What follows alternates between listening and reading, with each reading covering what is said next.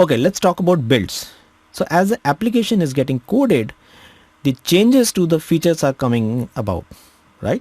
So let's say we implemented addition, we implemented then multiplication and so on. The features are getting added to the calculator application.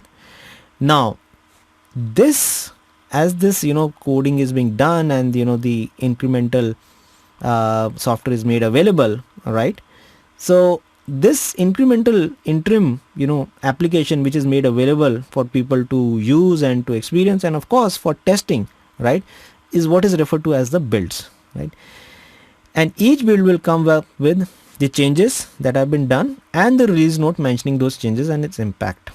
Now the changes that come in need to be tested for the change itself, that is the feature testing, and the impact of this change on the existing working parts, which is generally referred to as the regression testing.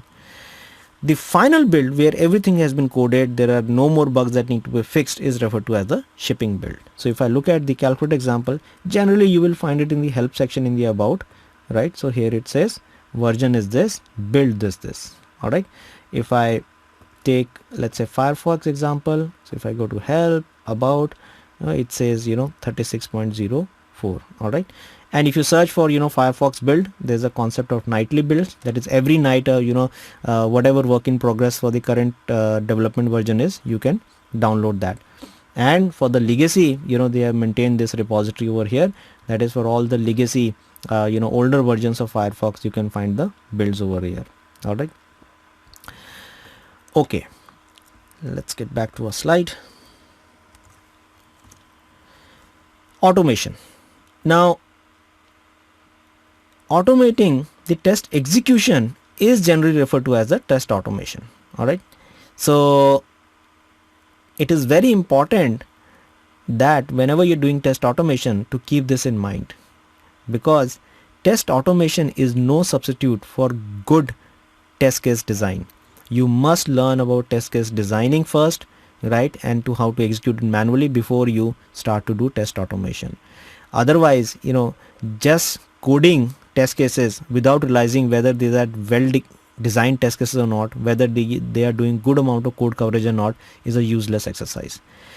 So various tools are used for it depending upon the kind of application and platform and the scope of testing. So typically for web application, the most popular tool uses this Selenium. So you can refer to the link which I have given below to learn more about automation, especially using Selenium.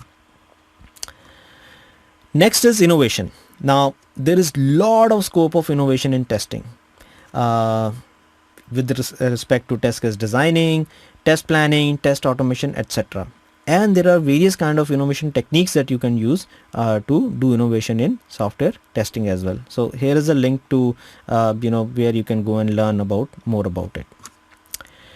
And I just want to share this picture which says that innovation distinguishes between a leader and a follower. So once you basically learn more about testing, that is you build your skills, right?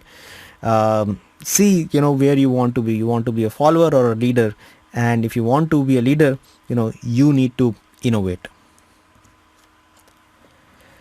Alright, so what we have covered so far in some of the basics of software testing is just the tip of iceberg, and this is only the beginning. And for more detailed knowledge and learning about software testing, you can take the full course. The link is given below here.